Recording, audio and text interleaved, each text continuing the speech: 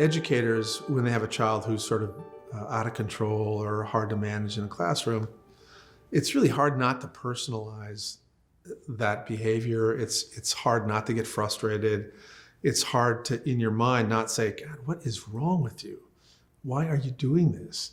But what will happen, we believe, is that when you have an opportunity to help educators understand the impact of developmental trauma or other adversities on the development of the child, particularly the development of the brain, they begin to reframe this to really what happened in your past that has led to this dysregulated behavior that is now being manifest in my classroom. And what that does is it makes a huge shift in the teacher feels more comfortable because they understand, he or she understands that this isn't a badness. This is a struggle. This kid's struggling. And so if you can maintain what we call this empathic bond, it means the teacher is then going to be in a much better position to interact with the child in a way that will lead to de-escalation and decreased, difficult behaviors. The challenge for an educator, of course, is that you're in the classroom, and how are you going to address, equity in the community? It's a tough, you really can't. I mean, you in that moment, as you teach, are not going to be able to change poverty in your neighborhood or change income inequality or other things that contribute to the broader conditions that dysregulate the families and the kids that you work with. But what you can do in a classroom is create a community of respect, a community of regulation. There's all kinds of really simple regulatory things that you can do to make everybody kind of perform at their best.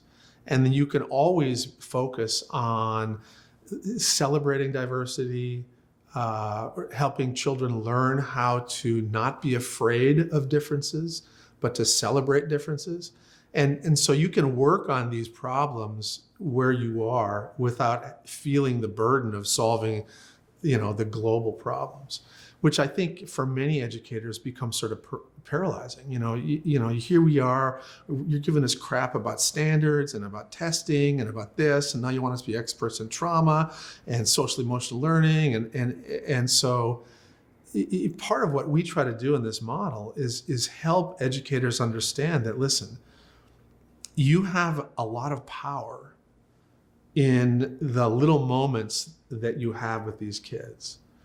And that power can have transforming impact for many of these kids. You can help them feel rewarded. You can help them feel regulated. You can help them feel respected. You can help them essentially physiologically become healthier. And it doesn't take, it's really not what you know. It's how you are.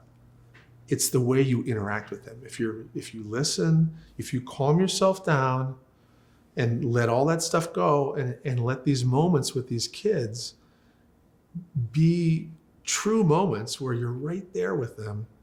They only have to be seconds long. They'll feel it, you'll both feel rewarded and regulated, and then you can get back to whatever else you're doing. One of the things that a lot of people, when they hear this, are kind of wondering about it and almost afraid of is like, well, how do I connect with 40 kids in a classroom? And I just want to reassure people that the timeline for connecting with a person is literally milliseconds. That if you as the teacher feel regulated and confident, you can, with the tiniest little glance, make a child feel like you're paying attention to them. Because the reality is, you are. If you as the teacher are regulated and you're really in that moment listening to a student as they talk, they'll feel that. You don't need to be relationally in a personal relationship with every single kid, but you need to be relationally present and relationally respectful. And that only takes a moment. Now, the other thing that's really a powerful tool for educators is that children see how a teacher treats another student.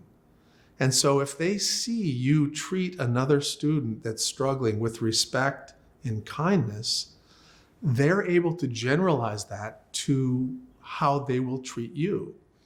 And so the challenge of being connected with kids in your classroom is not as great as somebody might otherwise think. It really, these little moments are powerful.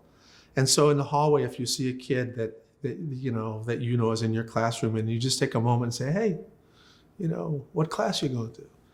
And that wow, you noticed me. And if you say their name, little things like that literally can create a relational connection. And furthermore, those interactions are regulating. So it makes the child feel connected and safer. And which means that even though you don't realize it, you doing that for that 10 seconds in the hallway makes this student better capable of learning in the next classroom, because his cortex will be more available for business.